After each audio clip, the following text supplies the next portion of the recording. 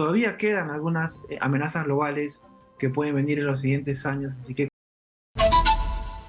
Epidemiología, Prevención y Control de Enfermedades del MINSA, al cual le agradecemos por su tiempo de espera y por supuesto queremos conversar con usted y que podamos reflexionar sobre estos 3 años ya del caso cero en nuestro país de COVID-19. Muy agradecidos, doctor. buenas noches, gracias por la invitación. Doctor, ¿qué tal? Las disculpas del caso por la espera que tuvo usted en interno, pero me sumo a lo que menciona mi compañera Katiuska sobre qué hemos aprendido. 3 años de pandemia, la pandemia aún persiste, con un nivel importante de vacunados en el país. Sin embargo, ¿hay algo que podemos obtener como lección como sociedad, sobre todo como país? Así es, yo creo que esta pandemia nos ha enseñado a que tenemos que prepararnos. Es importante la preparación, justo en ese sentido el Ministerio de Salud ya está trabajando en el plan de preparación y respuesta para la siguiente pandemia. Tenemos más de 800 virus pandémicos, algunos conocidos, otros desconocidos, que pueden generar una pandemia en los siguientes años. Entonces, por eso que creo que la lección principal está que tenemos que prepararnos como sociedad, como país, para poder afrontar estas amenazas globales. Y, por ejemplo, lo que nos quedó de la pandemia, el lavado de manos constante, el uso de la mascarilla cuando estamos con algún tipo de gripe o de infección, ¿usted cree que ha calado en la población? ¿La gente continúa con estas normas básicas de salud? Sí, así es. Nosotros, como ustedes, hemos hecho algunos estudios sobre las medidas preventivas, el uso de mascarilla, el lavado de manos y también las vacunas. Y hay cosas positivas, ¿no? Por ejemplo, una de las cosas positivas que ha quedado en la población es el lavado de manos, ¿no? La ventilación de los lugares cerrados. El uso de mascarilla, obviamente, todavía se sigue usando en algunas personas, de acuerdo a la evaluación de riesgos que hacen. Y el otro tema que sí tenemos que trabajar mucho más son las vacunas, ¿no? Si bien es cierto, hemos logrado coberturas altas con primera, segunda y tercera dosis, pero con tercera y cuarta todavía tenemos restricciones en las coberturas. Y ahí es importante poder incidir nuevamente a la población para lograr coberturas altas y que nos puedan ayudar a proteger a la población. Y como sistema de salud, ¿qué hemos aprendido? Así es, como sistema de salud no hemos estado preparados para esta pandemia. Yo creo que ninguno de los países lo ha estado. Se ha crecido como sistema de salud de pasar a tener 200 camas. UCI, ahora tenemos casi 2.500 camas que están siendo usadas en estos momentos, como no hay casos de COVID, para el resto de enfermedades que antes de la pandemia ya había restricciones, ¿no?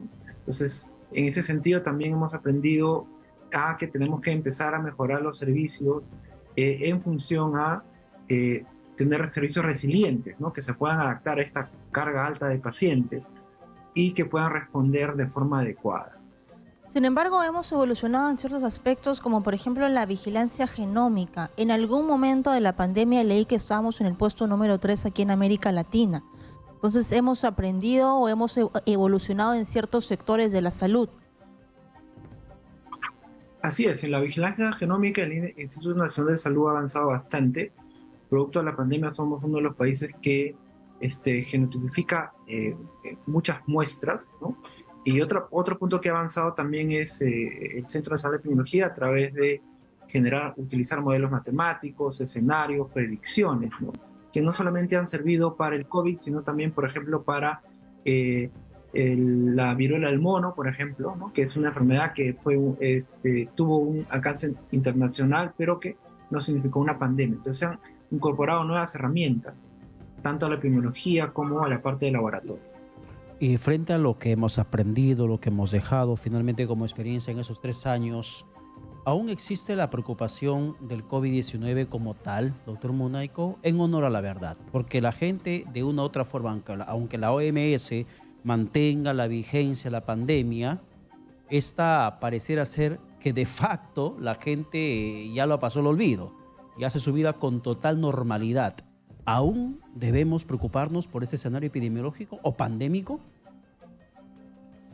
Así es, yo creo que la fase aguda de la pandemia per se ya está pasando y hemos terminado una quinta ola que no ha tenido un impacto importante, ¿no? En comparación con la primera, segunda y tercera, pero esta enfermedad se va a quedar con nosotros, ¿no? Se va a convertir en una enfermedad endémica que va a generar casos fallecidos, complicados, ¿no? En los siguientes meses, ¿no? A través de epidemias que se puedan presentar. Y por eso es importante que la población tiene que continuar protegiéndose, principalmente aquellas personas que tienen comorbilidades o aquellas personas adultos mayores que son los que más se complican y mueren. Entonces, por eso es importante que la población todavía tiene que mantener alerta frente a esta enfermedad que va a ser parte de los virus respiratorios que tenemos en el país, ¿no? Como influenza, rinovirus y otros virus que generan epidemias todos los años. Así es, pero también con estos consejos de prevención durante la época más dura de la pandemia, también surgió un grupo duro que fue los antivacunas. Recuerdo antes, Pedro, las llamadas que teníamos constante para decirnos que éramos asesinos, mentirosos, que las vacunas causaban cáncer y otras enfermedades. ¿Cómo se ha evolucionado con este grupo que ha sido un hueso duro de roer? Bueno, en ese sentido, felizmente para el país este grupo no es tan grande como en otros países, aunque sí representa un grupo importante. Nosotros como Ministerio de Salud estamos trabajando en afrontar estos temas, ¿no? En la metodología de lo que es las noticias falsas, ¿no? Desmintiendo las noticias, trabajando con la población directamente, ¿no? Y tenemos un plan de comunicaciones para ir afrontando estos temas, ¿no? Es importante que la población, obviamente, en estos momentos de incertidumbre, ¿no? Durante la pandemia, tiene un montón de preguntas, un montón de dudas, y lo importante es aclarar las dudas de manera correcta, ¿no? Y eso ayuda a combatir estos grupos antivacunas.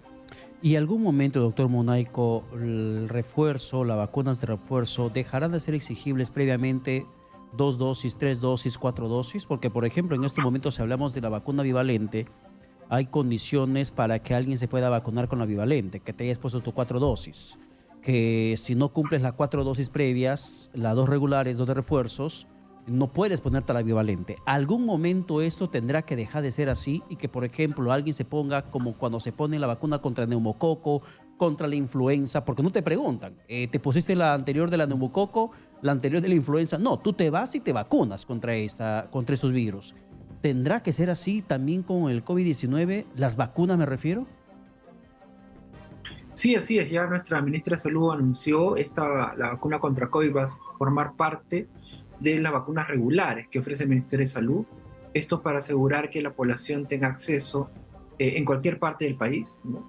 Y pueda vacunarse con esta vacuna. Obviamente estamos esperando los estudios que empiecen a mostrar información sobre cada cuánto tiempo va a tener que poner esta vacuna, de repente cada año o cada año y medio, eso todavía no está definido, pero con estas indicaciones ya esta vacuna va a formar parte del calendario regular, ¿no? Y va a ser ofrecida como se ofrece la vacuna para la sarampión, polio, etcétera, etcétera. Bien, doctor Munaico, por favor, a 3 años del primer caso, el caso 0 del virus del COVID-19, ¿cuáles son sus recomendaciones para todos los peruanos? Así, yo creo que como país tenemos que empezar a prepararnos, ¿no? Porque tenemos amenazas mundiales, ¿no? En estos momentos tenemos un episodio importante de gripe aviar, ¿no? Hemos tenido la viruela del mono.